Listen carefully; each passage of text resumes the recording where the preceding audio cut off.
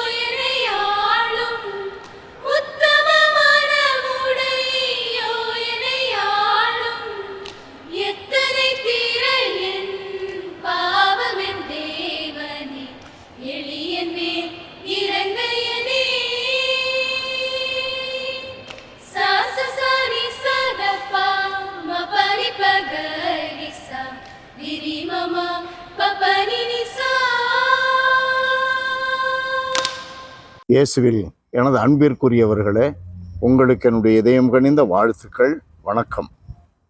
இன்றைய நற்செய்தி பகுதி மத்தேயு நற்செய்தி 18வது அதிகாரம் 21 19வது அதிகாரம் முதல் வார்த்தை முடிய. பேதுரு இயேசுவை அணுகி, ஆண்டவரே, என் சகோதரர் சகோதரிகளுள் ஒருவர் எனக்கு எதிராக பாவம் செய்து வந்தால் நான் எத்தனை முறை அவரை மன்னிக்க வேண்டும். 7 முறை மட்டுமா என கேட்டார். அதற்கு இயேசு அவரிடம் கூறியது, 7 முறை மட்டுமல்ல, 70 தடவை 7 முறை என நான் உனக்கு சொல்லுகிறேன். அன்பானவர்களே, இந்த நற்செய்தி பகுதியில் நாம் கற்றுக்கொள்ள வேண்டிய மிக அருமையான பாடம். எவரையும் நாம் மன்னிக்க வேண்டும் என்பதற்குத்தான் முதலிடம் கொடுக்க வேண்டும். எவரையும் குறித்து மனசுல வந்துக்கிட்டே இருக்கிறது இல்லை. வர்மத்தை வச்சுக்கிட்டு அப்படியே கந்தக பூமி மாதிரி நம்மளுடைய இதயத்தை வச்சுக்க கூடாது. கூலாவே இருக்கணும். ஏன் தெரியுமா? நம்ம மட்டும் கடவுள்கிட்ட மன்னிப்பு கேட்கும்போது அவர் எல்லாத்தையும் மன்னிக்கணும். பலவீனத்தை மன்னிச்சிடணும், பாவத்தை மன்னிச்சிடணும், பழைய பாவத்தை நினைக்கக்கூடாது, நம்மளை தண்டிக்கக்கூடாது, நம்மளை எப்பொழுதும் ஆசீர்வாதம் பண்ணிக்கிட்டே இருக்கணும். அவர் உருவில் நம்ம இருக்கிறதுனால அவர் அதை செய்கிறாரு. அதே போல தான் மற்றவர்களும் கடவுளுடைய உருவிலே, கடவுளுடைய சாயலிலே தானே படைக்கப்பட்டார்கள். நமக்கு ஒரு நியாயம், மற்றவனுக்கு இன்னொரு நியாயமா? ஆளுக்கு ஒரு நீதி இருக்க முடியாதுல்ல. அப்போ கடவுள் நம்மை மன்னிக்கிறார் என்றால் 6:38 கொடு உனக்கு கொடுக்கப்படும் என்ற வசனத்தை மத்தேயு நற்செய்தியில் நம்ம பார்க்கிறோம். கடவுள் நிறைவுள்ளவராயிருப்பது போல நீங்களும் நிறைவுள்ளவராயிருங்கள்னு சொல்கிறார். கடவுள் எப்படி ஜென்ரஸாக இருக்கிறாரு, கடவுள் எப்படி கைண்டாக இருக்கிறாரு, கடவுள் மன்னிக்கிறாரு, ஏற்றுக்கிறாரு.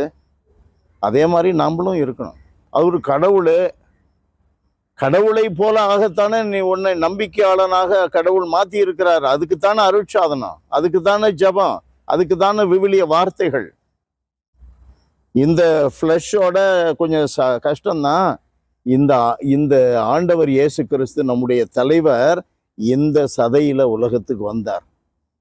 அவருடைய அந்த மனிதனாக இருந்த நிலையில் தானே நமக்கு இதை போதிக்கிறார். அப்போ இட் இஸ் பாசிபிள். மற்றவர்களை ஏற்றுக்கொள்ள, மற்றவர்களை மன்னிக்க நமக்கு முடியும். முடியாத ஒன்றும் இல்லை. மற்றவர் ரொம்ப முரண்டு பிடிச்சிக்கிட்டே போகிறாங்க, கொஞ்சம் கூட அண்டி வரமாட்டான், கொஞ்சம் கூட அசைஞ்சு கொடுக்க மாட்டான், நம்மளே எல்லாம் பண்ண வேண்டியிருக்கு, ரொம்ப தாழ்ச்சியாகவே இருக்க வேண்டியிருக்கு. தாழ்ச்சியாக தான் இருக்கணும், அதான் பாடம். அன்பானவர்களே, நீதியை குறிப்பிட்டு சொல்லுவதற்கு நம்ம கோபப்படலாம், அநீதியை சாடுவதற்கு கோபப்படலாம். அநீதியாளனை நாம் கோபத்தினால அடிக்கக்கூடாது.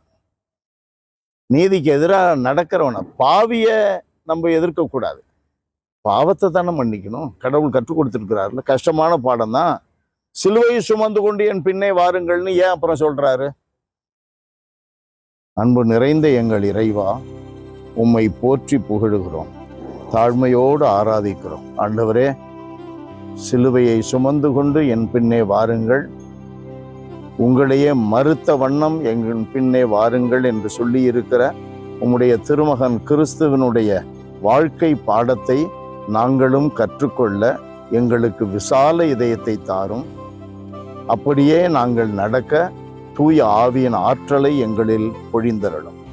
இயேசுவின் பெயரால் மன்றாடுகிறோம் தந்தையே. ஆமென், ஆமென்.